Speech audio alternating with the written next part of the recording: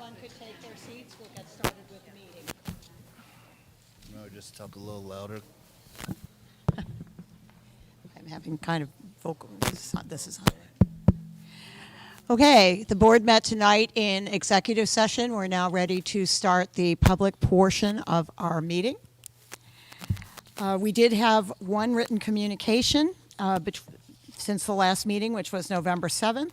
That was from Cotton Wright, and it came in on November 29th, asking for the superintendent's job description. So we referred Ms. Wright to the policy portion of our website, where you can find that job description if that is of interest to you. And then the president's report. We have a bit of a president's report here, so I know our younger participants will sit patiently through it. First of all, remembrances. Tony Calzone was Mr. Tony, the crossing guard, was a crossing guard for years at Linden Avenue School, and more recently transferred up into the south end of town. He passed away recently, so our thoughts go out to Mr. Tony's family. I've crossed the street with Mr. Tony many times, and he was lovely. And we think of our crossing guards go out in all weather and keep our kids safe. He was very representative of that group. And then our condolences, Barbara, to you on the passing of your father-in-law, Richard Murphy, also recently. And we also note the passing of longtime Glen Ridge resident and former Borough Council member and active school volunteer, Carolyn Ferguson, who died very recently and since our last meeting. So please remember all of those individuals who gave so much to this community. Remember them in your thoughts.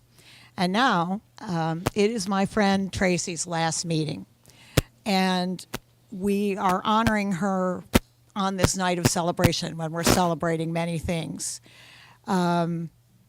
She's retiring from the board after 9 years of service. And to say that we will miss Tracy is an understatement. Since she's been on the board, we have passed a bond issue, acquired and renovated Central School, navigated the difficult waters of the COVID and post-COVID environment, and deliberated over and acted on the numerous issues that confront the board day by day, and those are quite numerous. And we also selected a superintendent together, this man. A wonderful accomplishment, Tracy, thank you. Through all of that, Tracy has shown intelligence and wisdom and above all grace, which is her greatest quality. She has consistently demonstrated respect for and care for her fellow board members. She's honed all of those qualities through her many years of public service, working as a home and school volunteer and officer at Linden, Forest, Ridgewood, and the high school. You used to have this sort of quadrifecta till we got another school, and she hasn't had a chance to be an officer of the Central Home and School Association yet, but there's time. Now, with that legacy of accomplishment behind her, she's ready to start the new chapter in her career. And in addition to my heartfelt thanks to Tracy, I thank her husband, Roland, who's here tonight, and her children for the sacrifices that they've made when Tracy hasn't been able to be with them, and for supporting her through this public service career. To celebrate Tracy's gifts and generosity, which she has shared so abundantly with the education community, we will also plant a tree in her honor when spring weather warms up again. So, since I don't have quite enough words to praise Tracy, I hope that my fellow board members will take this opportunity to do so. So, please. Tracy, I want to thank you for helping me so much when I joined the board. You were a real mentor to me, and I'm forever grateful. Thank you. I just wanted to recap something Betsy said about caring for board members. Tracy bakes unbelievably well.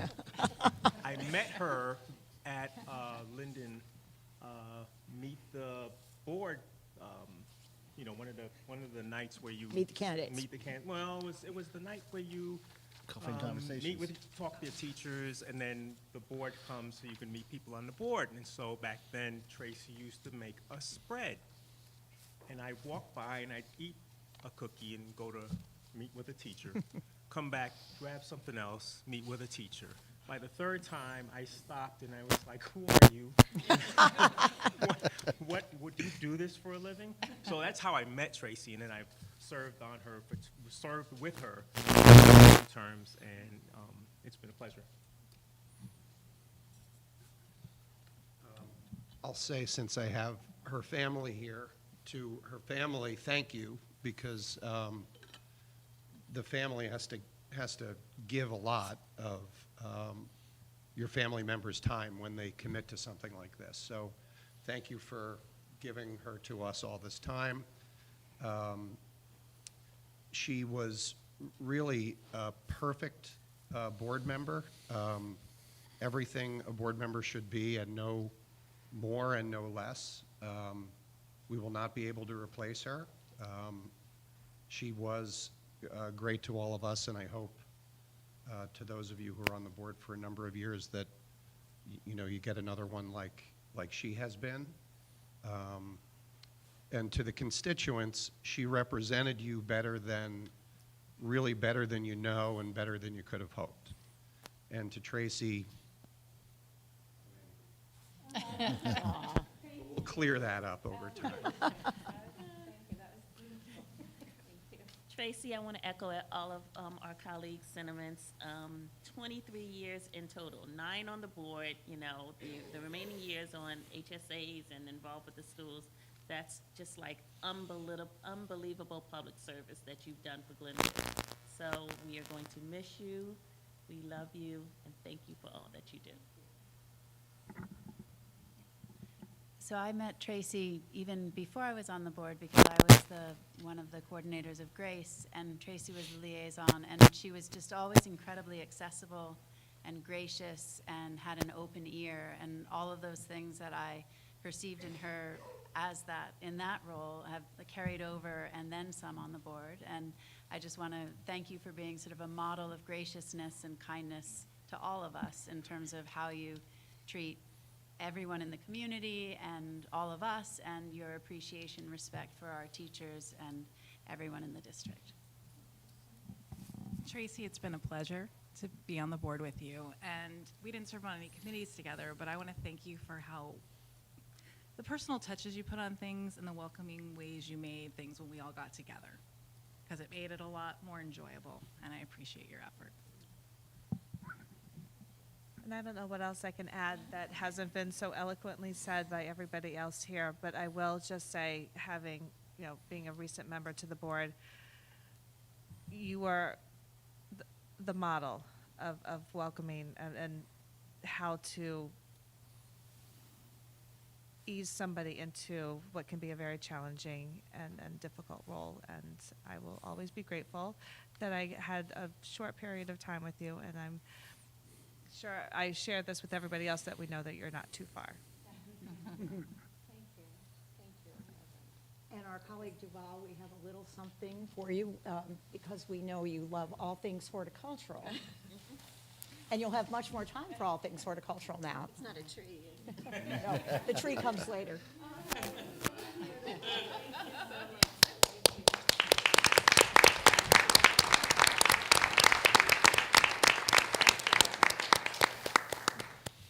And I know that the superintendent has a few remarks too. Would you like to make them now, or wait till after the rest of the president's report? Maybe making them now would be a good idea. Certainly. I've known Tracy, we go way back. She was a parent. She was one of my home and school presidents. Obviously, she was part of the board that selected me as superintendent, so thank you very much. I want to thank her family. I know how many hours that she has dedicated to this position, and that's hours away from her family, and that's always a difficult balance, and you've done a great job. For me, Tracy has just been a symbol of kindness, support, and encouragement, and she's one of the reasons why I've exceeded in this position, because she's been there as a sounding board for me, and good and bad. It wasn't just me, all roses and so forth. So I just appreciate everything she's done to support me. The board has been better served because you've been a part of it, and thank you very much. Glen Ridge is better because you're here. Okay, just a few more things. Superintendent search. I hope that all of you have received the survey that we sent out. If you haven't, there's still time to fill it in. The survey results will help us formulate the qualities that we most look for in the next candidate. And as of tomorrow, we will publish the timeline for the superintendent search online so that everyone can see it. We placed the first of the ads right after our last board meeting. The ads are running in a whole host of print sources, online sources, posted at professional associations, schools of education in the area. We really cast a wide net. We are starting to receive resumes, and they're looking good. I think we're in a very good place. We'll be accepting applications for the superintendent's job until the 3rd of January. So for this time in the life of the superintendent search, relatively early, we're doing very, very well. So if you're interested in the timeline, please take a look at our website starting tomorrow, and it will be up. Also, we have, and we're hoping, as we have said from the beginning, that we will have a superintendent in place by the 1st of July when Mr. Phillips leaves. Anything can and will happen in a superintendent search, so there are no guarantees, but at this point in time, that is our aim. And finally, for the Board of Ed, one last thing that came up in Communications Committee, I think. We talked about, as part of our board goals, scheduling mini retreats throughout the year to discuss in-depth ideas that we don't have time to get into in-depth during our regular meetings. So if any of you feel like we need one coming right up in the next month or so, of course we have the holidays, so perhaps after the holidays, and can think of a topic for that, let me know, and I'll collate that information and get it out to everybody. And that is the end of the President's report. I would say that in Tracy's honor and in honor of our other celebrants tonight, we have refreshments in the back. So I hope that all of you, we know that not all of you will stay for the entire board meeting, because even though it's fascinating, we know that many of you have other commitments, but do take advantage of the refreshments in the back of the room on your way, or as at the end of the meeting if you stay for that. Now, superintendent's report. We're going to start off with a little presentation from Forest Avenue School, and I'm going to call up our principal, Mr. Matthew Murphy.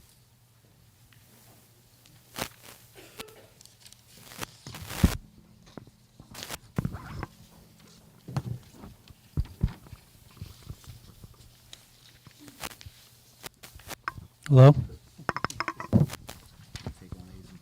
Oh.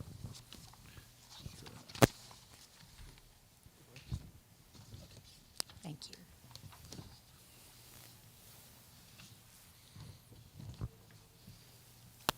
Okay, good evening, everyone. About once or twice a year, Superintendent Phillips invites Forest Avenue School to a board meeting, so that way we could tell you all a little bit about some fun things that are happening at our school.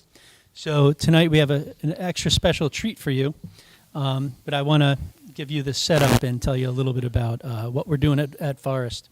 So a couple of years ago, phonics and phonemic awareness were identified by teachers and administrators as a place where we really wanted to strengthen our program.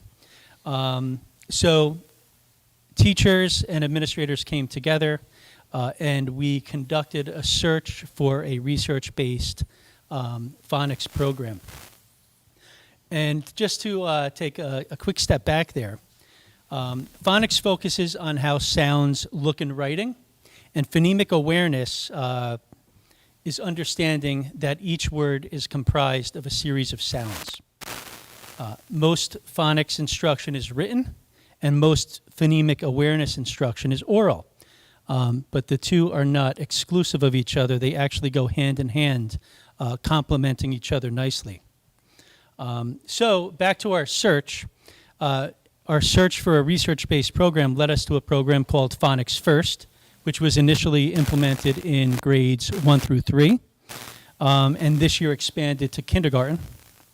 And at that time when we were making that search, we also had been dabbling with oral phonemic awareness lessons at our pre-K and K level, and we've now fully implemented a program named the Hegarty Phonemic Awareness Program, which spans pre-K through grade 2. So these are two programs you are going to soon see more of. I'm just going to give you a quick rundown of each of these programs. The Hegarty Phonemic Awareness Program at pre-K to grade 2 is designed to supplement our existing literacy curriculum with teacher modeling and scaffolded support in reading, spelling, and writing as the students learn to hear sounds and words. And it includes phonemic awareness skills, alphabet knowledge, phoneme and grapheme connections, language awareness activities along with rhymes, blends, and phoneme isolation in initial, middle, and final sounds and words. And our Phonics First program, which we've been implementing for the last 2 years, and get ready for these descriptive adjectives, a multi-sensory, systematic, structured, sequential, phonics-based, research-based, direct instruction approach to teach students systematic processes for decoding, which is reading, and encoding, which is spelling. It's rooted in the Orton-Gillingham principles and contains numerous lessons, which include reading, spelling concepts, sight word identification, decoding, and encoding practice. And this was desirable because we had already had a number of teachers going through the full Orton-Gillingham certification process with Fairleigh Dickinson in district. And lessons include structured syllabication study for decoding mastery of multisyllable words and skill development with vowels, consonants, digraphs, blends, magic e-words, and many other layers of literacy skills. So usually I can come up and kind of muddle through an explanation of what we're doing at Forest Avenue School. But the teachers and I talked about it a little bit, and we decided that the best thing that we could do would be to give you a demonstration so you could see it and see it in action. So we're very lucky tonight because we have some special guests. We have our teachers. We have Mrs. Kanaski and Miss Millian, who are going to be leading the charge in just a moment. And we have our students with us. We have Jackson Bradley. We have Harrison Trevenin. We have Cy Lee. We have Madison Schneider. We have Genevieve Hurry. And we have Madeline Madaus. Okay, so thank you so much for coming out tonight. And we have to thank our families, too. I know that they're busy. It's the busiest time of year, so thank you for coming out to support Forest Avenue School. So now I am more than happy to hand it off to our teachers so that they can show you what we do. And I'm going to go change the slides. All right, are you guys ready? These are our master phonics friends, by the way. Michelle. Yes. Just make sure you keep the mic. Yes, sorry. There are some hand motions, so I'll try to keep the mic up. So like Mr. Murphy said, Phonics First is a phonemic awareness and multisensory systematic approach to teaching phonics. It has a lot to do with oral sounds and putting those oral sounds into decoding and encoding words. And I put up here, you may think that the English language is baffling, but it has more rules to follow than you realize. So that's what we spend a lot of our time doing, is teaching the rules, why letters make certain sounds in certain words in certain places. We're just going to do a condensed version because this process can go from anywhere from 20 minutes to 40 minutes. So we've cut out some of the multisensory activities. The sand trays are not here. We didn't think you wanted sand in your beautiful new library. No fluffy boards, but we'll do a lot of what we do every day. So Kaylin's going to start with a phonemic awareness activity, which is Hegarty, and that focuses on spoken words and spoken sounds manipulation.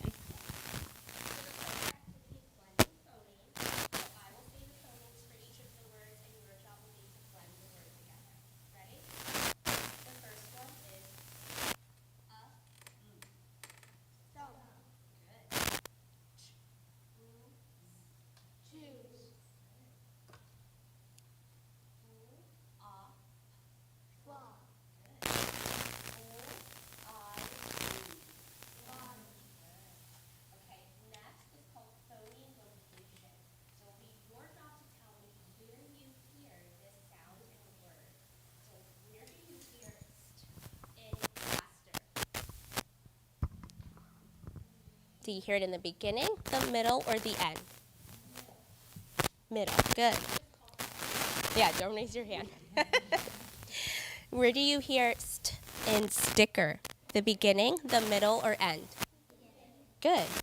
Where do you hear sp in space? Good. Where do you hear cool in in class? Good. Okay. And the last activity is called deleting the initial phoneme. So you're going to get rid of the first sound in a word. So if I say the word flash without f, what's left?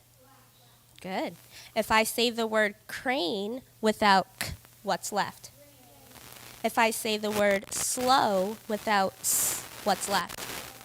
And last one, if I say the word smash without s, what's left? Very good. Next up is our card pack. Card pack focus on letters, sound, identification.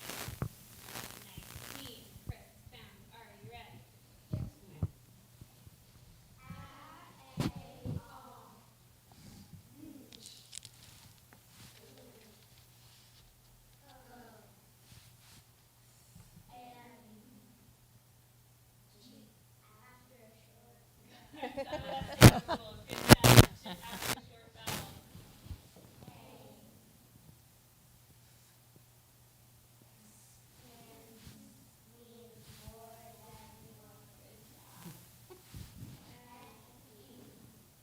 Excellent. All right.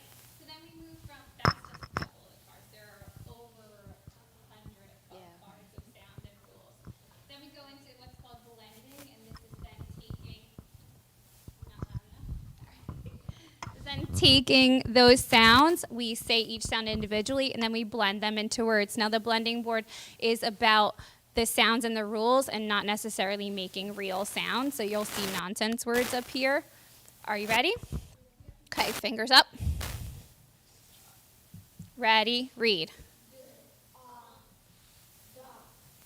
Ready, read. Ready, read. Ready, read. Ready, read. Good job. Then we go into what's called red word review. And this is when you have words that don't follow rules. So some words never follow the phonetic rules. And those are rules that children have to learn by heart. So we call them heart words or red words. There is a whole systematic process of when we teach red words. So like, for example, the is a red word because the E is making the sound. It doesn't make an E or an eh. So we have some red words, and these ones they read and they spell. And then there's a red word where they have to spell it based on just hearing the sound. All right, so loaders up.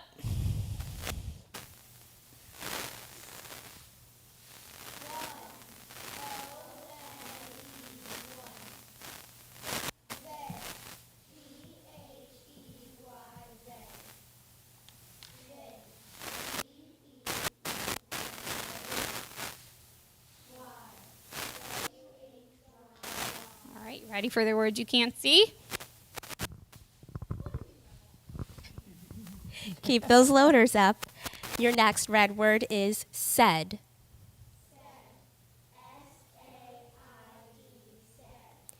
What?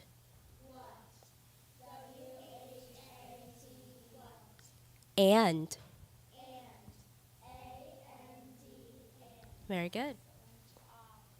All right, and our last thing that we do and what we find is when they can apply those skills that they've learned, it's called dictation. So we give them the word, they say it, pound and tap the sounds, and then write it. All right, pencils up, pounders ready. Your word is splint. Write it.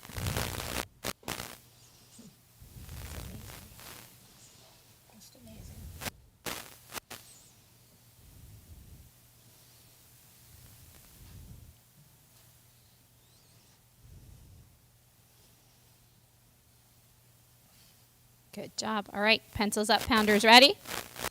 Your second word is scrap. Pound it. Write it.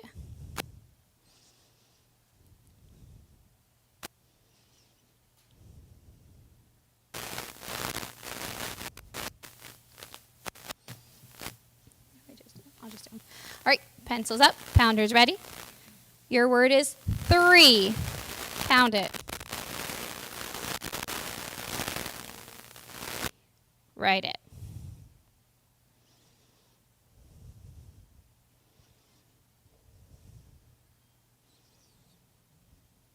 Okay, you think we could do one more? All right. Pencils up, pounders ready? Your word is squish. Pound it.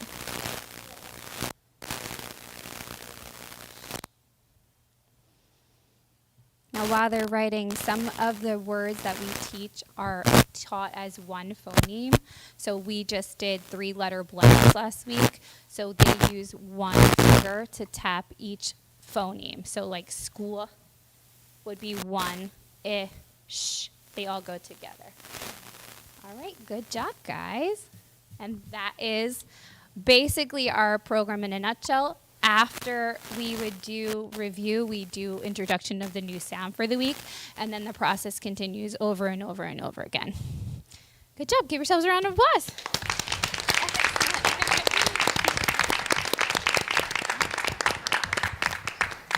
So I know that we have a lot on the agenda tonight, but to our students, thank you so much for coming. To our parents, thanks for bringing our students out, and thank you to our teachers. Let's give them one more round of applause.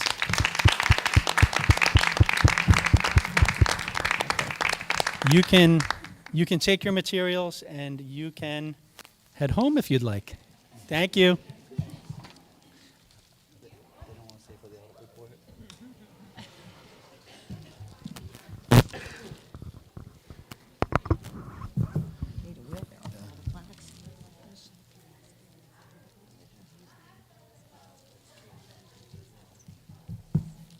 They're so cute. They're so little, but they're so accomplished.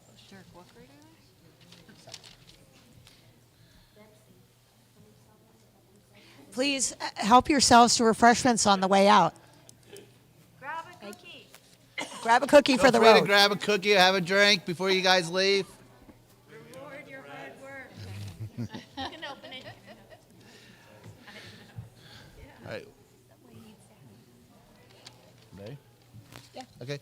We're going to move on as they are exiting and grabbing a snack. Our next part of my report is the 25 years of service. I'm going to recognize the first individual, and then I'm going to call up Mr. Lawler because the other 4 are at the high school. The first individual I'm going to recognize is Bonnie Rothenberger. Bonnie has been a bus aide for us for 25 years, which is amazing if you think about the amount of time she has spent on our buses.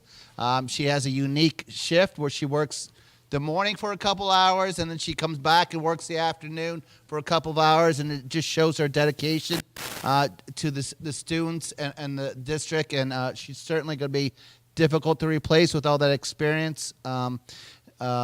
She earned her 25 years of service, but she's also retiring this month, so we want to wish her the best. Unfortunately, she could not make it tonight, but again, just a remarkable 25 years, and to have that consistency and to serve those children on a daily basis, both in the morning and afternoon, just shows where her heart is. So we're certainly going to miss her. And at this time, I'm going to invite Mr. Lawler up.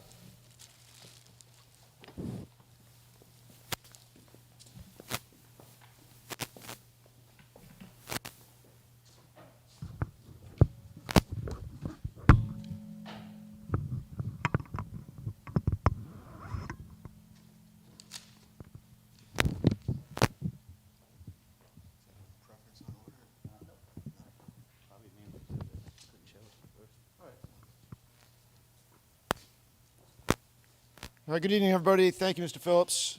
This is truly a humbling task to try to capture Janine, Marilyn, and Tia's 25 years of service in just a few sentences. Just think about that for a moment, 25 years. Let it sink in. We've had 5 U.S. presidents in that time. I've lost track of how many quarterbacks the Giants have started in 25 years. You've endured 6 principals. And by next year, you've outlasted 5 superintendents. I hit a couple of those categories. I get credit for that? But perhaps the most important number are the hundreds and even thousands of students they have impacted over the past 25 years. Mentored, guided, encouraged, and inspired. So on behalf of the GRHS leadership team, we thank you for your service and really, really hope you're with us for many more. And I'll start first with Janine DeAndrea. She's a special education teacher. She's a tireless advocate for our special needs students in the resource room, co-teaching, or for the academic development classes. She sets the standard for the program by tracking student progress, communicating with parents, and helping the students on her caseload learn to advocate for themselves. I've leaned into Janine these past couple of years to fill several open positions, to the point every time now I walk into our classroom, she looks at me like, what now? What's next? Everything from English 11 to 8th grade ELA. It's a credit really to her work ethic, talent, her versatility, her range, and really her commitment to helping students improve their literacy skills. So we thank you, Janine. Next is Mary Lynn Savio, our library media specialist. She has overseen this space for the past 25 years. Mary Lynn is an integral part of our literacy program here at the middle high school. She has every 7th and 8th grader throughout the year as a teacher of the middle school research cycle classes, where students are learning critical thinking skills, evaluating the credibility of online sources, and how to support arguments with evidence. For the past 3 years, Mary Lynn has helped create the Media Center and literacy programs at Central School.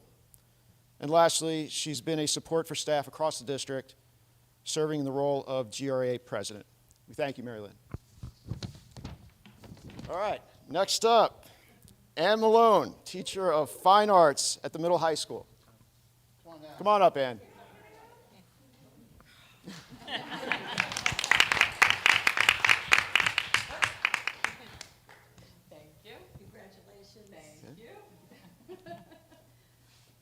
Ann's impact is far-reaching. Don't go anywhere. Okay. She works with students in grades 7 through 12. This includes all 7th and 8th graders in the middle school cycle classes. And then on both ends of the visual arts program, from foundations to AP 2D art. It's a credit to her versatility as an art educator. And recently, she even picked up our middle school yearbook class.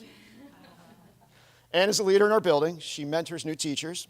She helps with developing the annual budget, which is not an easy task, and comparing it to other departments where they're all math teachers or social studies or English, and is like the big umbrella, right? She is the program leader for our visual and performing arts and computer science and the CAD and engineering program. So it's a very diverse group that she oversees.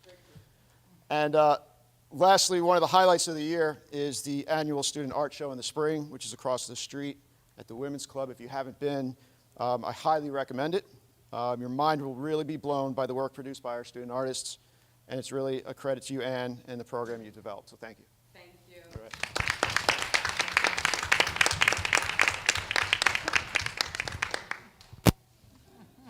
And lastly, I have the honor to recognize Tia Gist, our health and physical education teacher and athletic trainer. Tia is a very familiar face. Come on up, Tia.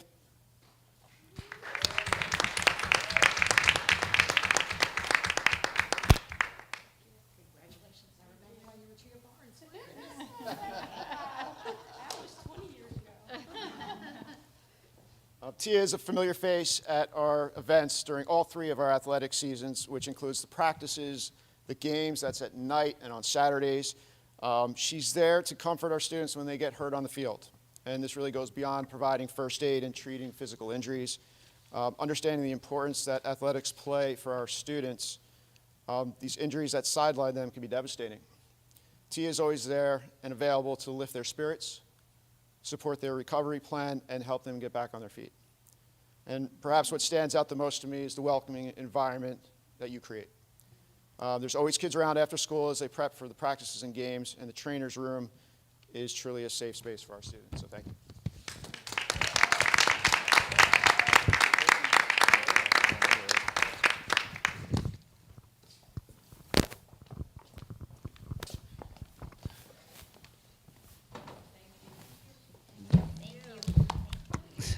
Take a cookie. So, you know, I've been here a little bit longer than our 25-year service award winners. So some of them I've taught with. Tia was the trainer when I was coaching, so I'd spend a lot of time with her after school. Ann was at Ridgewood Avenue when I went over to Ridgewood Avenue to become the principal. Obviously, Mary Lynn and I have worked closely over the last several years with her being the president of the association, and Janine was one of my hires. So it's great to see that the amount of work that they put in, the dedication, and to see them recognized for that. So I thank each and every one of them. At this time, we are happy to introduce Paul Lurch from Lurch, Vinci, and Bliss. They are our current auditors. This year we changed our auditors, and it's always a good idea to make changes every so often to get a fresh set of eyes on what we're doing, and I'm sure, and look at making sure we're doing the best procedures and practices to ensure we're fiscally responsible. So they're going to present a summary of their audit. Well, it's hot off the press, actually, is we had our exit conference on Friday, and I figured why FedEx them, so I figured we just deliver them down as well, so.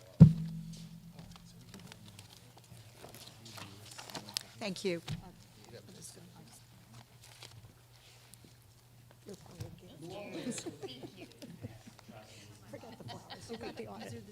it was, we were there Friday, and I was like, okay, so let me know when you have your board meeting. Right away.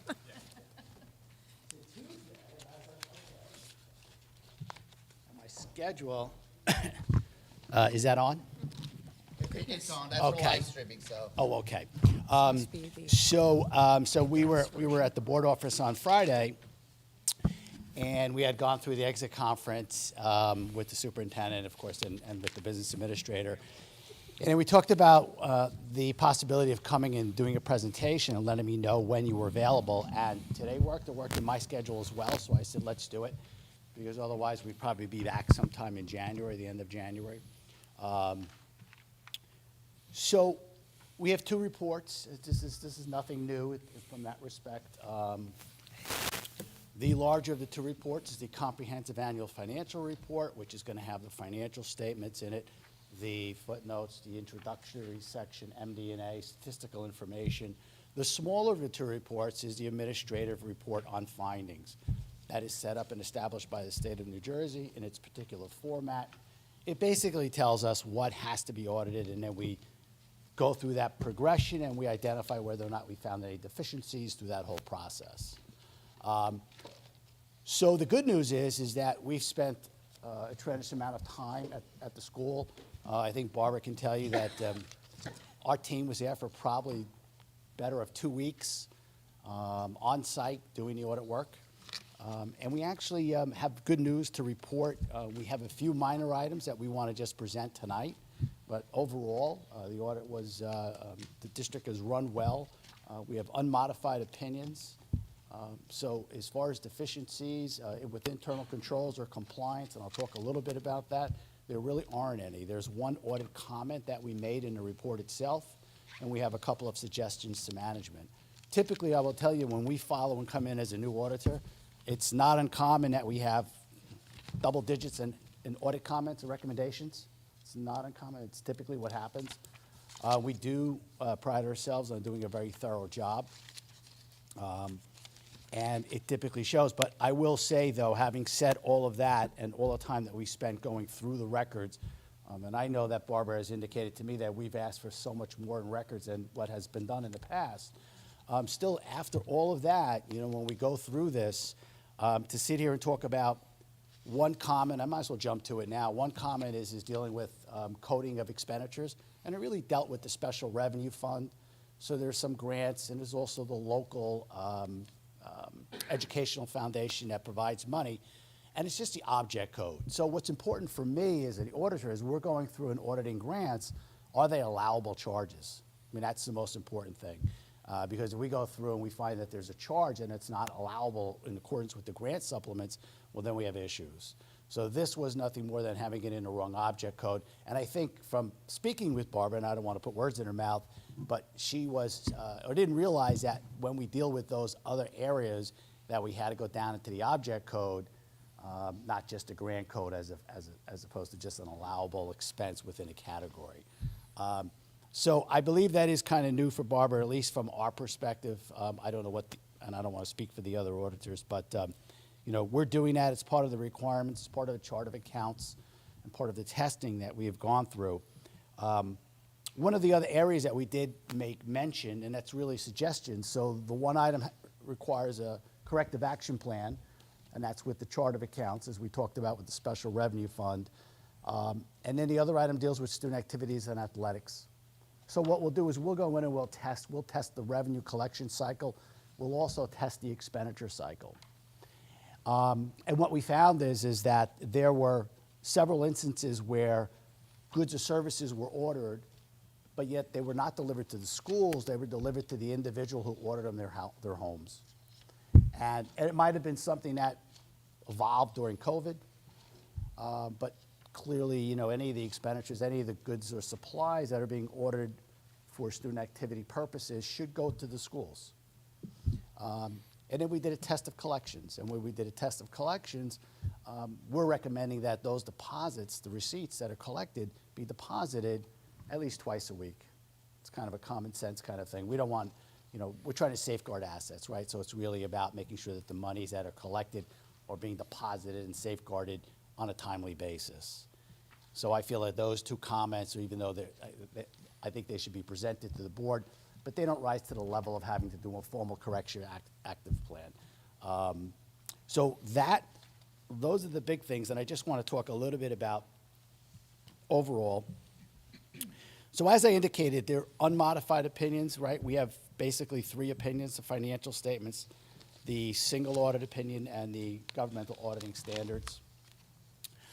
The district was subject to a state and federal single audit. That happens anytime you spend more than $750,000 in either state or federal proceeds.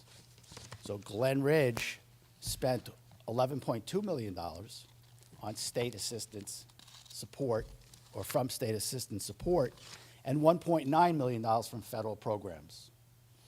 And most of the federal programs really was dealing with the monies that were sent as of the, you know, American Rescue Plan, ESSER, all of those programs, which are really dwindling down because now we know that that money needs to be really spent by the end of September of '24. So I don't know whether that's still going to trigger a single audit for you, but it did.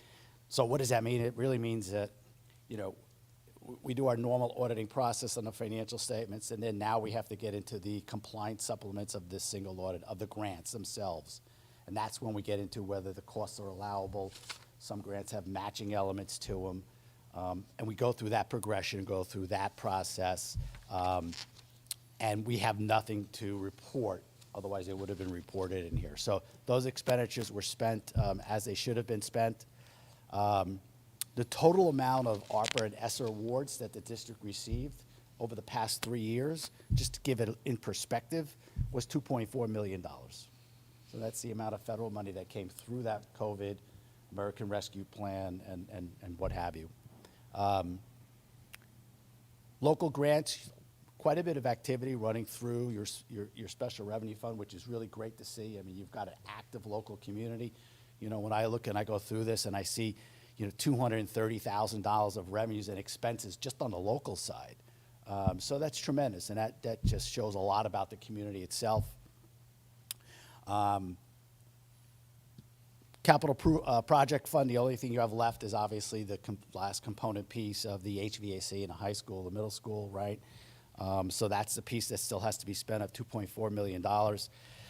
And I don't want to bore you, but a new governmental auditing standard practice, which came into effect this year, is GASB 96, which is subscription-based reporting. And a couple years back, we had to restart it to report the leases a different way. And so now technology, the right to use technology, believe it or not, has to be reported on your financial statements if it's material as an asset and a liability. So we're really talking about information technology, stuff that's developed that you're accessing via the cloud. And so, you know, when we talk about leases, those are physical items, right? We're either assets or right to use a facility, but now we're talking about intellectual property. So we had gone through that complete list. This is brand new in the industry this year. The requirement had to be picked up in this audit.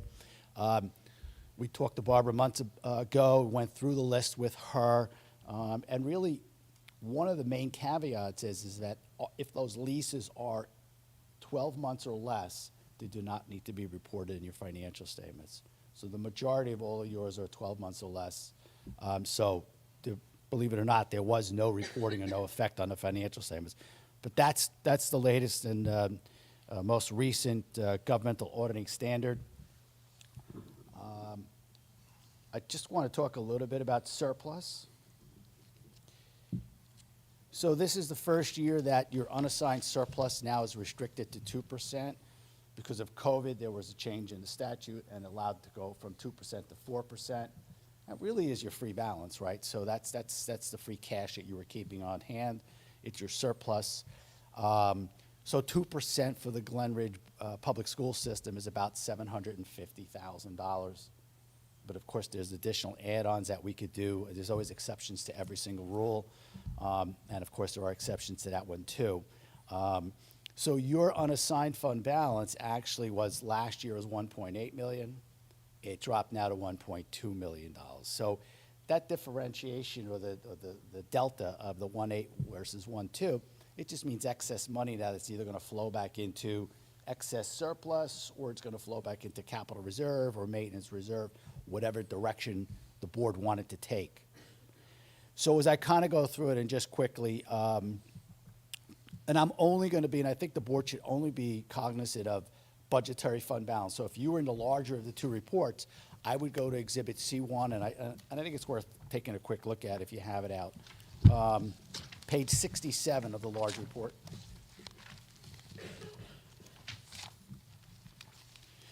It's funny, we when I say the auditing world, we report fund balances 3 separate ways in these reports, and that's evolved over the last 20 years. But for the board, it's really C1. It's budgetary basis. This is what you develop your budget on. And now when I'm looking at Exhibit C1, it's a comparison schedule. So if you were to go through this, this would be your operating budget. You make modifications through it. It's the operating expenses. And what happened at the very end. So if you look at the bottom of C1 under the actual column, you can see that the net change, actually fund balance went down $704,000 and went from 8.1 million to 7.4 million. But what is it really comprised of? So if I was to work from the bottom piece up of the 7.4, the unassigned of 1,201,000, that's what I was just discussing. It used to be 2% of expenditure, 4%, now it's 2%. So that's your free balance of the 1.2. So it's actually down from the previous year for the reason I gave you. Then you have designated for surplus or for subsequent year expenditures of 984. Simply means that that's the amount that you're budgeting in your current budget. So we're now in the 23-24 budget. That's part of a revenue in that budget document itself. Year-end encumbrances of 119,000. Goods or services that were ordered but not yet delivered. A prime example would be us, right? So the Board of Education contracted with Lurch, Vinci, and Bliss to do the audit, but we were not here to do the audit until after the year end, school year ended. So it's a reservation of equity. It's not an accounts payable. That's what this means, and it kind of rolls over. So we're just reserving the fund balance because we know we're going to have the expense down the road. Unemployment 147, money set aside that's to be used for future unemployment expenses. And then we get into the capital reserve component. So the capital reserve component, really, we ended the year with $1.5 million, the combination of the 546 and the $1 million. So capital reserve is just, as it indicates, it's money set aside for capital needs of the district. And it's the goal, really, of most districts to try to utilize that money to do as many projects as you can, which is what you are doing. So that capital reserve started at $2.2 million, deposited $1 million in by your board resolution that you do in June, and then withdrew basically $1.7 million, 1.3 through the budget, and another $350 by board resolution. So we went from 2.2 to 1.5 in total surplus in capital reserve. And 546 is now being earmarked in 23-24. So going forward, if nothing happened, you would end the year with $1 million in capital reserve surplus.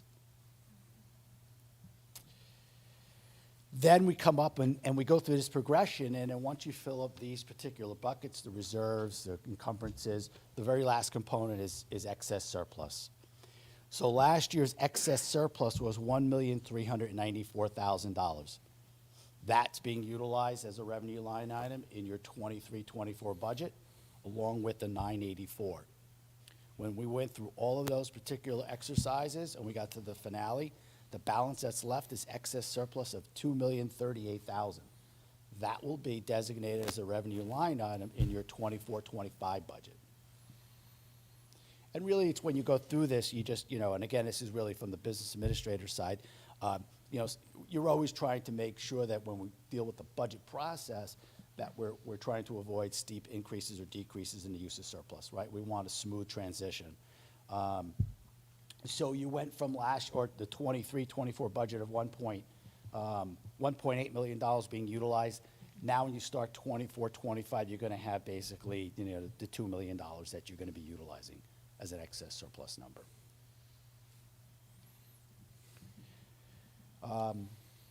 So that's kind of a summary of what I have tonight. I don't know if anyone has any questions or not.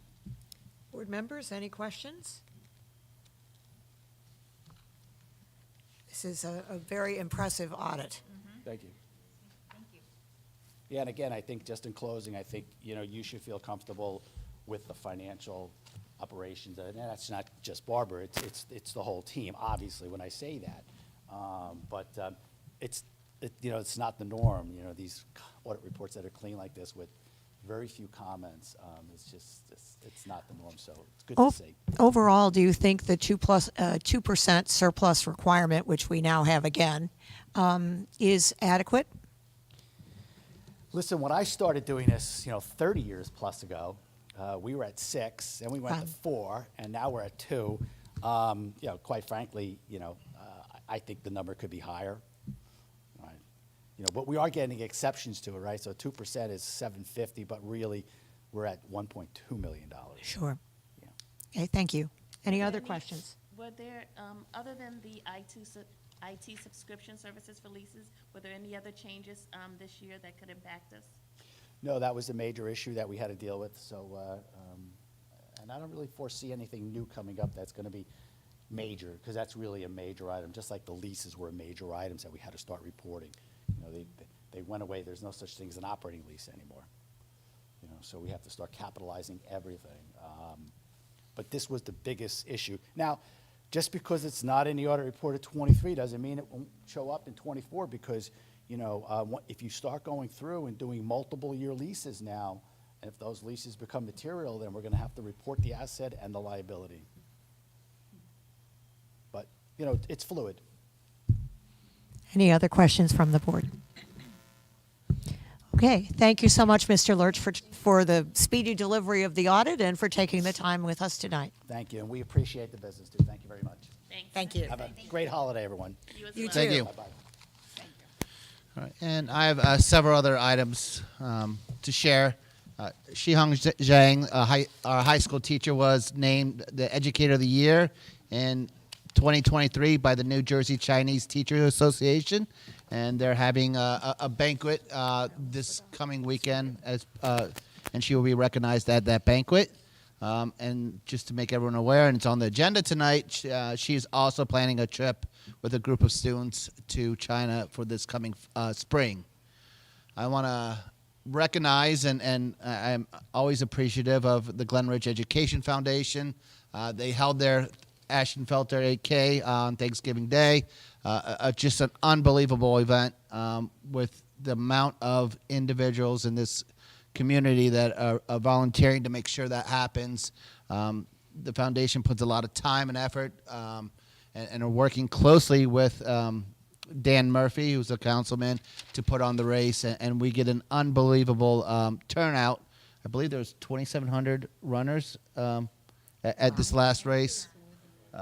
So it's amazing that what this has developed. I believe the first year that they had it was roughly around 300 runners or something. So the proceeds benefit the school system.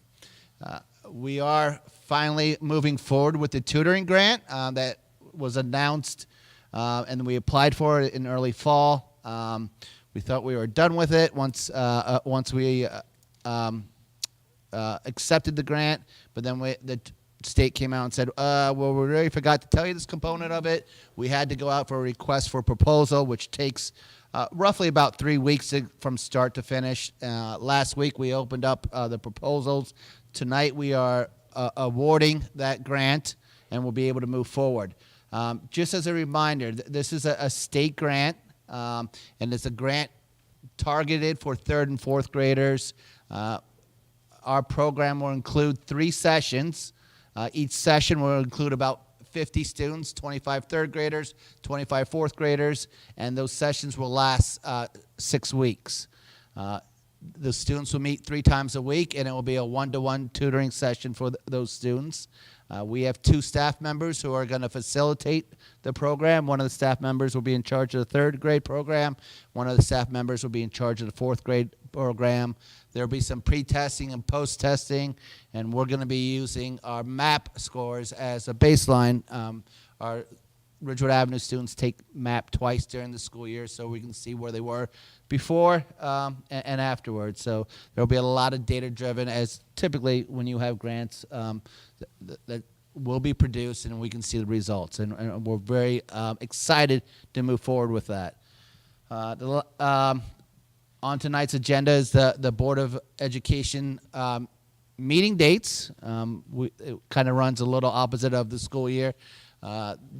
We schedule our Board of Ed meetings by the calendar year, so that is on there. And I just want to wish everyone, as this is our last meeting before the holidays hit, so I want to wish everyone a happy holiday. Thank you. And now it is time for the first public comment session for public comments on agenda items only. Probably the audience knows the protocols, but I'll just remind you, if you have a public comment, step up to the lectern, sign in, state your name, affirm your Glen Ridge residency. If you are affiliated with any group, let us know. You have 2 minutes to speak.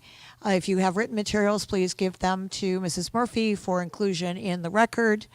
So does anyone have any questions or comments?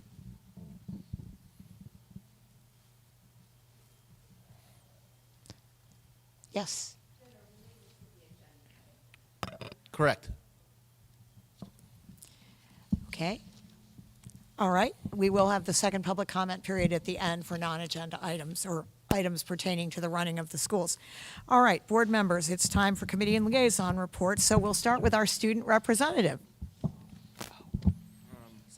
So we haven't had much going on lately, but so winter sports have started and they're underway now, and also seniors are beginning to have their baby project. So there's many crying babies around the school, which is very fun. And for next week, the student council has planned a spirit week, and there will be a prize for whichever grade shows the most school spirit. And to end that week, there will be a winter pep rally, better known as Ridger Day. Okay. Thank you. Board members, any questions? Okay, Tricia, you're up next. You know what? You're gonna have to skip me because I can't find my notes. Okay, Come we'll back move on me. to Heather and come back. Sure. The curriculum committee met at the end of November. We heard about new class offerings for next year at the high school. We heard about a program called Love Your Lunch, sort of accepting of diverse food cultures. We heard about efforts to changes to the IRS program, that's Intervention Referral Services at the elementary school, efforts to standardize the referral process, and then using a tiered system. We heard about a new program that's starting up the high school. I think it's called CASH. I don't remember what it stands for, but it's mental health and starting with our athletic student athletes who, have many time commitments as a starting point for that. And then we also got an update on the science curriculum is the one under review this year. We heard about their review of the New Jersey State testing results and looking at that exam. Okay. Tricia, did you find your notes, or do we need to move on again? Okay, I think I'm good. Okay.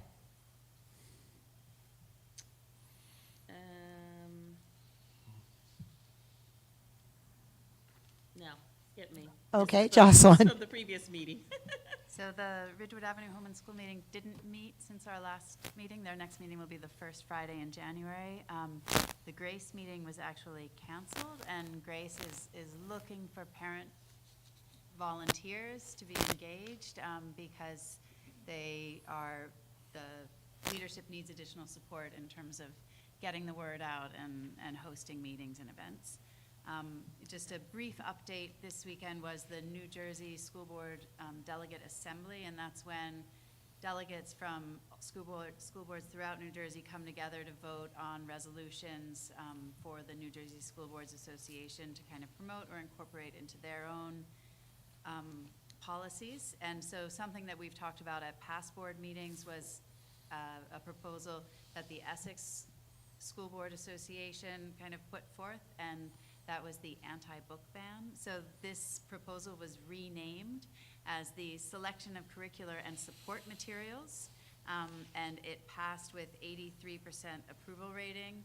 Basically, the NJSBA is adopting the language that it believes that all boards of education have the responsibility to ensure all instructional materials are age-appropriate, complement the district curriculum and/or student support programs, facilitate critical thinking, further learning, and are congruent with local community preferences. In light of this belief, a Board of Education book selection process should only restrict access to or exclude a book or other learning materials from its curriculum, library, or other support resources following a process that evaluates the book or materials in a manner that is consistent with the constitutional and statutory protections afforded individuals by the state. The NJSBA believes that in support of this belief, NJSBA will encourage local boards to consult with other educational organizations and local stakeholders in the selection of curricular and support materials while retaining its statutory authority over such decisions. So that is the final wrap up on something that we've discussed at sort of the board meetings since September. And it goes into NJSBA's Policies and Procedures Manual. Thank you. David. The Communications Committee met week before last. Betsy mentioned a couple of things we discussed. And you'll see announcements on the website with respect to Board of Ed sort of drop-ins on Home and School Association meetings and other ways that we can make ourselves accessible to our constituents. The Finance and Facilities Committee met last week. We discussed the audit a bit, a few other items, and the budget calendar will be posted on the website with the dates for the meetings, now that the meeting schedule is set, the dates for the meetings at which the budget will be discussed and then voted upon. So, again, check the website for those dates, and it's a ways off, and we'll keep you posted as we get closer and as we work our way through the process. Thank you. Kristen. The Linden Home and School has not met, but I do have a few updates from their leadership. The fall discovery was a big success, and planning is underway for the winter-spring session. Their fall Linden lunch session will continue through January. Second grade promotion committee is underway with their fundraising. They hosted a fundraiser this past weekend at the train station, which featured a photo opportunity with Santa and a winter background. They also had donut decorating and other fun activities for kids and families. The fundraising for second grade promotion will continue with Friday hot chocolate sales, which kicked off last week and will continue through February. They also shared that one of their favorite events of the year, the Linden Winter Concert, is coming up on December 21st. And finally, Betsy, I think this will make you smile. Last week, all of the students got to plant bulbs outside of Linden, thanks to no small part to 2 parents who dug practically, I think, 1 million holes for all the kids. The students were given 2 bulbs to bring home and plant as well. So with the chill outside, spring feels years away, but Linden will be bursting with color when it finally does arrive. With Gaslamp, after months of preparation and rehearsals, the curtain is rising on the fall Gaslamp programs. Mean Girls wrapped up in mid-November, and this weekend, teen actors will take the stage in Rent. Tickets are currently available for all 4 Rent performances on gaslampplayers.org.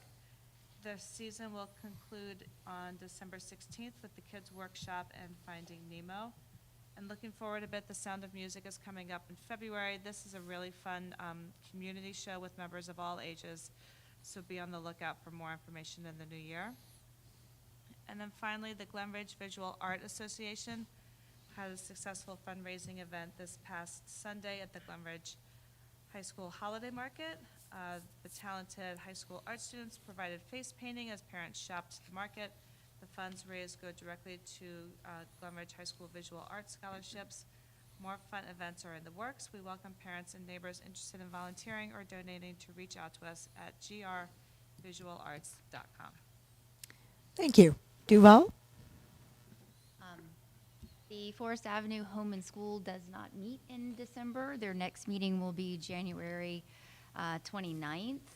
So I'm sure they're all focusing on all the holiday activities happening around the school. But Tracy, I wanted to tell you, I found my notes from the high school meeting. If you would like me to, oh, you found yours. Okay. So anyway, I can, that's all I have. Okay. Anthony? Yes, the GRA has not met. I think with the advent of fall sports, there's a lot of activity going on. So I'm hoping they're going to do another quarterly, I think it's going to be quarterly meeting between GRAA, the school board, and the town council. So, Okay, that's all. thank you. Yes, the Personnel and, thank you. The Personnel and Policy Committee met on November 20th. We discussed the superintendent search, and Dirk kindly provided us with a chart showing comparable districts and the administrative load in other districts, which was sort of eye-opening for the committee.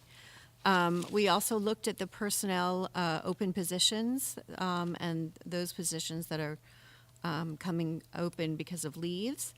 And we discussed overnight international trips and the chaperones needed for those. And lastly, we discussed the agreement that we are working towards with the GRAA for use of space.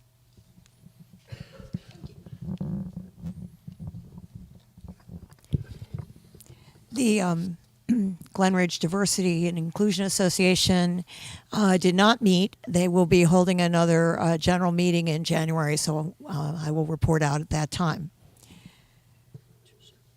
Oh, I'm sorry, Tricia. We're back to you, Tricia. No worries. So the middle school, high school, HSA met on November 30th. Mr. Lawler thanked the parents and committee for the teacher nominations.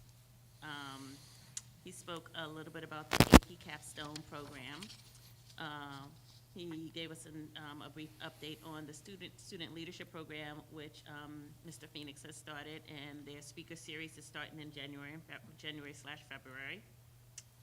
They're also implementing I don't know if this is implementing or continuing on with it, but for students who've been struggling after the first marking period, the vice principal and the guidance counselor meet and to discuss some of those students and what they can do to help those students, and then the principals and the teachers meet to discuss in order to help those students who may have been struggling after the first marking period. He acknowledged the appointment of the new teachers, Mr. Sokoli and Mrs. Faith Arushila, middle school math teacher, Araujo. I probably butchered the name, apologies. Middle school,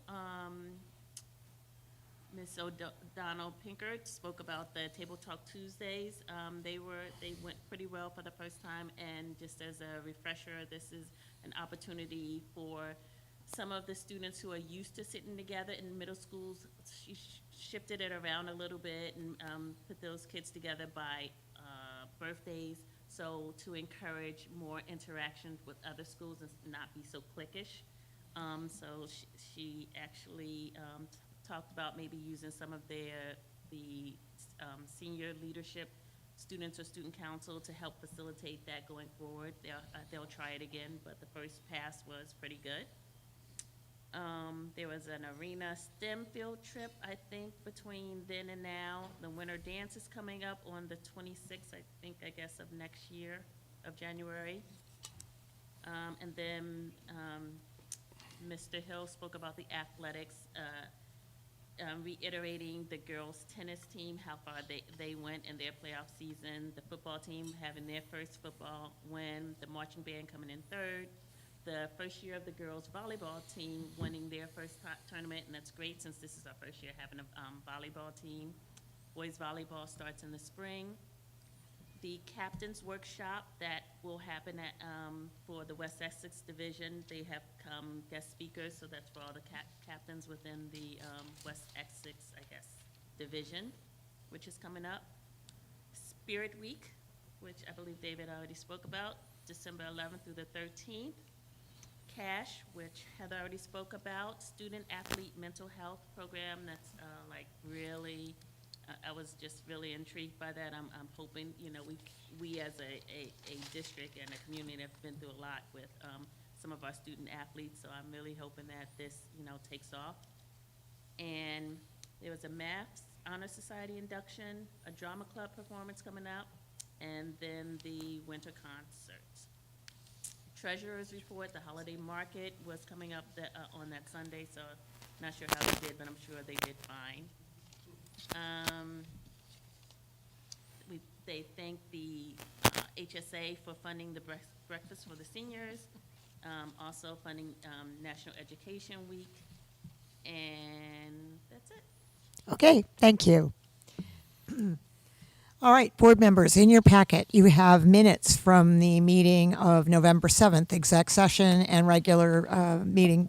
Any comments or changes on those minutes? Okay.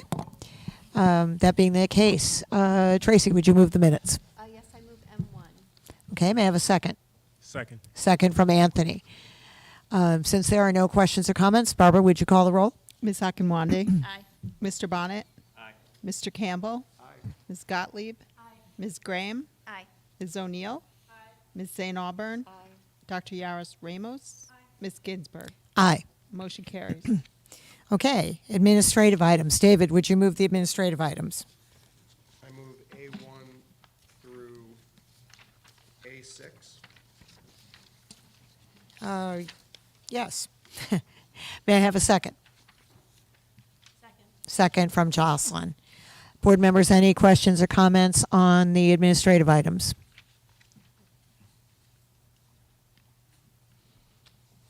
Okay, you can now mark your calendars for all of those meetings.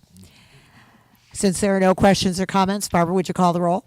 Ms. Akinwande. Aye. Mr. Bonnet. Aye. Mr. Campbell. Ms. Gottlieb. Ms. Graham. Aye. Ms. O'Neill. Ms. St. Aubern. Aye. Dr. Yaros Ramos. Ms. Ginsburg. Aye. Motion carries. Tracy, in your last act as personnel chair, would you move the personnel items? Yes, I move P1 through P15 and number the but I believe we also need to make a correction to P10 where the name was omitted, under coaches. It's on my, I don't, It's on some of the copies. Yeah. It's corrected on our copy that we received, it just Right. wasn't on this Okay. printed copy, but Okay. the And digital it's- copy, you have the correction. Okay, great. Okay, may I have a second? Second. Second from Anthony. In keeping with our rules and the board members' code of ethics, all personnel items are discussed in exec session. If you have no objections, board members, we'll call the roll. Barbara? Ms. Akinwande? Aye. Mr. Bonnet? Aye. Mr. Campbell? Aye. Ms. Gottlieb? Aye. Ms. Graham? Aye. Ms. O'Neill? Ms. St. Auburn? Aye. Dr. Yaris Ramos? Ms. Ginsburg? Aye. Motion carries. Okay, Heather, would you move the curriculum item? Sure. I move C1, including the addition of the field trip to China on the addendum. Okay, may I have a second? Second. Second from Anthony. Any questions or comments on the curricular items? Okay, Barbara, would you call the roll? Ms. Akinwande? Aye. Mr. Bonnet? Aye. Mr. Campbell? Aye. Ms. Gottlieb? Aye. Ms. Graham? Aye. Ms. O'Neill? Ms. St. Auburn? Aye. Dr. Yaris Ramos? Ms. Ginsburg? Aye. Motion carries. Okay, before we move the business items, I draw your attention to those listed under B4. Donations from the Glen Ridge Education Foundation, Books for Orton Gillingham Certification Program with monetary values of $837 and $1,057. And also a donation from the Wrestling Booster Club Assault Bike for the GRHS Wrestling Program in the amount of $799. Dirk, what is an assault bike? I think we're all wondering that. How many assaults are we going to have? it's an exercise bike. Okay. That gets a little aggressive with you. My goodness. Okay, it fights back, does it? Yeah. All right. Thanks to our generous donors, even as they give us something that assaults us. David, may I have a motion on the business items? I move B1 through B8, including B2 and B3 on the addendum. Okay. May I have a second? I'll second. Duval. Duval. Any questions or comments other than those directed at the assault bike?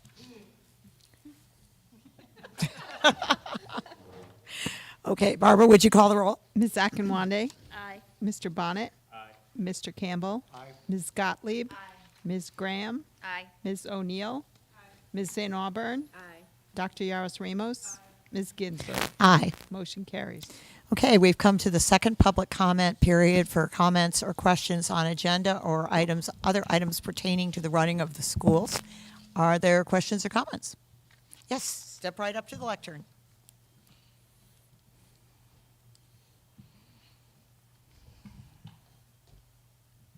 Hi, thank you for letting me make.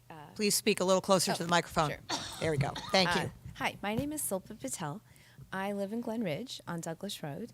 I have one child in the school system in 4th grade at Raz, and my concern is on behalf of many of the 4th grade parents, many of whom are not here tonight, but the use of the language learning network in place of a live person to teach Spanish. I can speak for my son personally. He's bored. He finds that the Zoom doesn't work accurately. And once it goes down, it goes down. They do activities. There is a woman in the room. I forget her name, Miss Sela, it starts with an S, I don't know. But she knows a little bit of Spanish. Maybe the students might know more than she knows. The activities that they do aren't with the teacher from the language learning network. So that to me seems to be a problem. Like I think in many districts in the US, that might be okay. But for what parents pay for taxes in Glen Ridge, I don't think it's a lot to ask that there's a live teacher.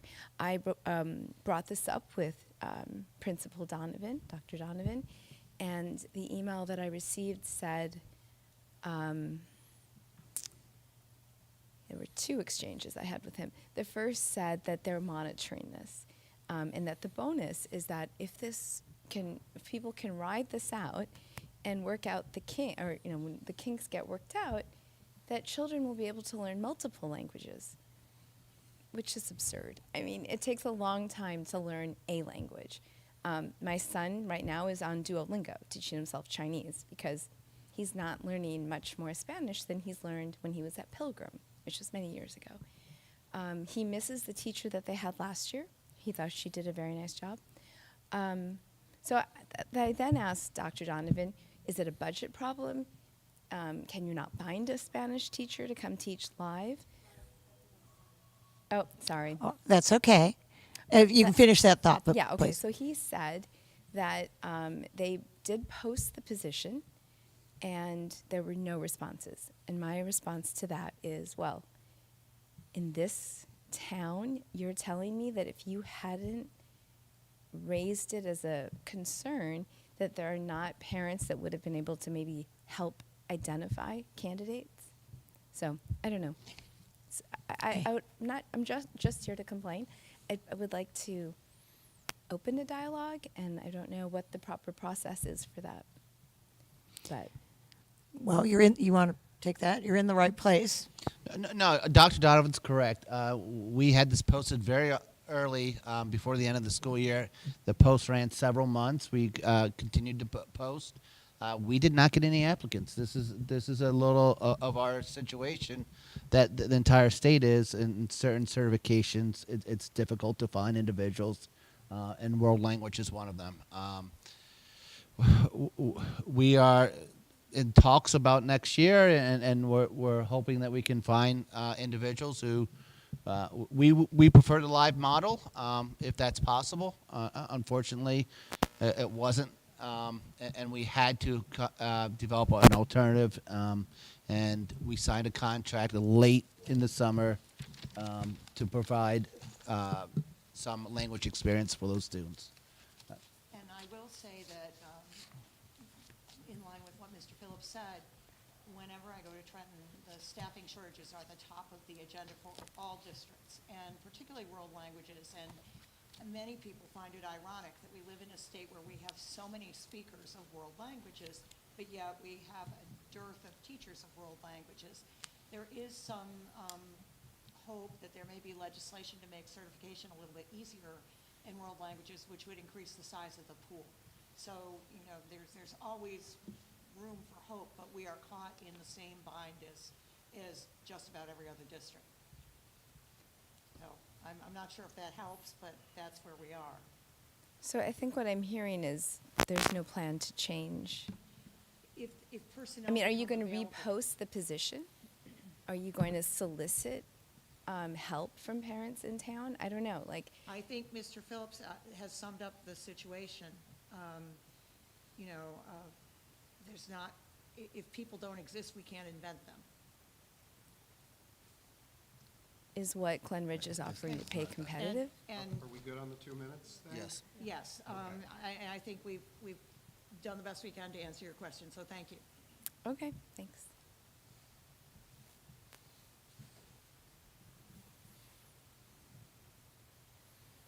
Good evening. My name is Charlie Breslin. I live in Glen Ridge with 2 kids currently in the schools and 1 not. And the reason why I wanted to rise tonight is because, again, we had 4 HIBs on the agenda today, and my good friend Phil Johnson, the statistician, who's not, which I am not, last week or last meeting introduced the concept that we are much lower in proportion to districts that we seem to monitor ourselves against at all times. So if we were at 4% last week, even English major me knows that we are at a lower percentage probably this week with 4 to 0. And the ongoing questions, which I feel like parents have asked, I've personally asked, is what are the nature? Are there patterns? Are there repeat offenders? Are there repeat victims? Are these code of conduct, are these later deemed code of conduct issues, or are these all just silly? What remediations are involved, if any are involved? Were parents involved? And what is parental involvement? We track so much data in this school system. We do, which is wonderful, and which is why we are successful. but I feel we are not tracking something that is detrimental to our school culture, which I have to say I know is important to this board. This board has a culture and climate committee, which I don't believe I have heard from either. I've not been here for the meeting or have not caught it online. Although we have quarterly and annual and semester presentations on HIB, which our board attorney described quite differently, something else, there is nothing wrong with having a presentation of the status of bullying, things that are not HIBs, things that are arriving to the school. The power of the bully is to make the victim feel helpless, alone, discredited, and ultimately deserving their treatment, if not responsible for it themselves. Last week, I heard a comment in the room when I watched online. I had to leave. Lateness is more of a problem in Glen Ridge than bullying. That, to me, almost worked. Why do I bother? Oh, it ends more on a positive note, but I think you get the drift. I would just like to, if I could just add for my 2 seconds over, for just to, the comment is, as we look towards a new superintendent and look towards a new kind of time to really have a new wind, I really hope the board follows up on its own board retreat and embraces Dr. Elias's programs and talking about a culture of social emotional learning. Thank you. One of our goals, as you know, is to explore the National Schools of Character program. But would you like to elaborate, Dirk, at all?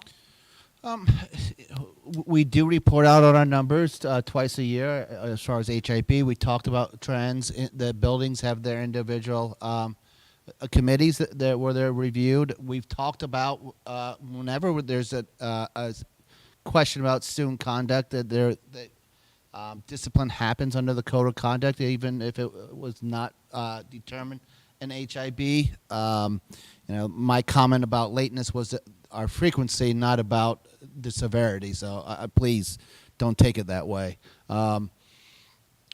We take this very serious. As far as I think we, as a district, probably over-investigate a lot of situations because we want to make sure we're in depth, and that might explain somewhat our numbers of when we're looking at non-substantiated to substantiate. We spend a lot of time and effort, from the investigation process, from my involvement to Mr. DeWitt's involvement, getting trained, our anti-bullying specialists at the building level, and our administrators. This is something that is a significant component of our job. So please don't think that we take this lightly. It certainly isn't the case. Sure. I know the board, wanted to make sure that stuff that didn't end up as a HIB but was a code of conduct was tracked so that if there were trends, we would notice them as well. So that's been a concern, I think, of many of us on the board, that it's still important even if it doesn't meet the requirements of an HIB, and that we want to be aware in case something's happening over and over again that doesn't quite qualify and is addressed through code of conduct, but just so we see there is trends, which I think Dirk alluded to, but I just wanted to emphasize we find that important. So basically, everything you said, we do. We heard It's it. done. And in my experience as a board member, when you talk about knowing the effect of bullying on the individuals who are bullied, in every discussion that I have ever heard about a substantiated or a non-substantiated HIB code of conduct offense, the concern is for both the person who is injured and also that perpetrator, because sometimes the perpetrator has been injured in the past. So I have never heard non-concern for bullying victims or the bullies themselves. And I have heard a great deal about specific incidents and the involvement of parents whose children are involved in those incidents. So the concern is there. You hear sometimes in the reports the programs are there, the watchfulness, faculty, administrators, counselors watching over students who are bullied or those who've been bullied in the past is there. That's not all reflected in statistics because the state makes up the categories for statistics. But I can say as a board member, since the inception of the HIB law, the care and concern for those victims and the perpetrators has increased, and the awareness has increased. There's always room for improvement, but it is certainly there. The compassion is there. I think that, you know, statistics tell you one thing. Comparing our statistics to Montclair is not really an apt comparison, but the care and concern, which cannot be compared, is there. Other questions or comments?